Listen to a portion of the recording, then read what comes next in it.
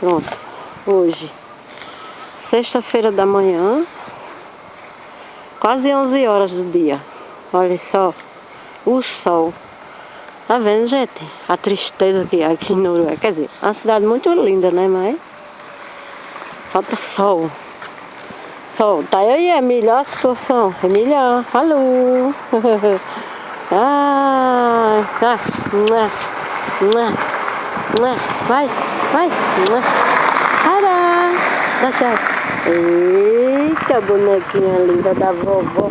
A bichinha. Toda empacotada. Chega, faz pena, meu Deus. Imagina essa bichinha no nosso país. Como seria gostoso ela brincar. A carinha toda sujinha. Valentona. A situação da cidade. Cheia de chuva, de água.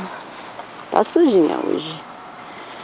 Os pássaros, não sei se dá pra ver. Essa aqui, ó, vai aparecer agora. Sou eu.